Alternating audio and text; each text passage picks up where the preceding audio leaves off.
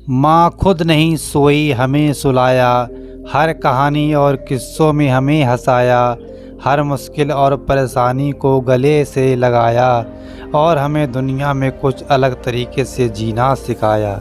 आइए आपको एक कहानी सुनाता हूँ, शायद ये कहानी सुन के आपकी आंखें भर जाएं, क्योंकि इस कहानी में एक माँ ने अपने बेटे से अजीबोगरीब अपने एक आखिरी इच्छा की फरियाद की है। एक बार एक बूढ़ी माँ को उसके बेटे ने एक वृद्ध आश्रम में ले जा कर छोड़ा। इस माँ का ये वही इकलौता बेटा था जिसके लिए इस माँ ने जीवन भर संघर्ष किया।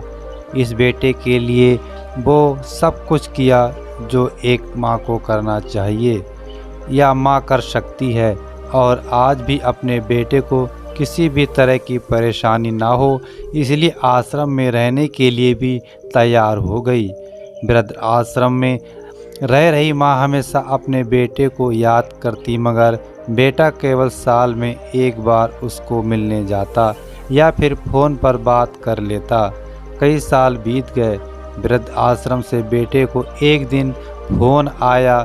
उन्होंने कहा, बेटा जल्दी से आश्रम आ के अपनी माँ से मिल लो, वो बहुत सीरियस हैं। बेटा जब अपनी बीमार माँ के पास पहुँचा तब वह अपनी आखिरी सांसें गिन रही थी।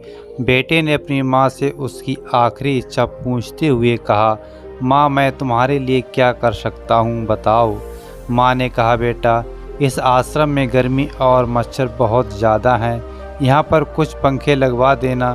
फ्रिज ना होने की वजह से यहाँ पर हम बूढ़ों को कई बार भूखे पेट ही सोना पड़ता है, क्योंकि किसी के दिया हुआ खाना खराब होने से नहीं बचा पाते। तो इस आश्रम के लिए एक दो फ्रिज भी खरीद कर दे देना।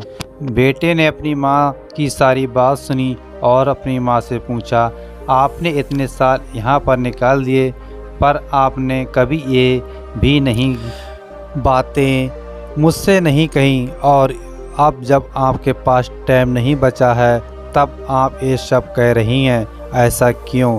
माँ ने बेटे को जवाब देते हुए कहा, बेटा मैंने गर्मी, भूख और पीड़ा सहन कर ली, लेकिन मुझे पता है जब तेरे बच्चे तुझे यहाँ पर छोड़ कर जाएंगे तब तू ये सब सहन नहीं कर पाएगा।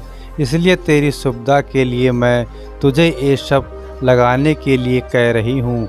ये बात सुनकर बेटे की आंखों से आंसू आ गए और उसे अपने किए पे बहुत पछतावा होने लगा।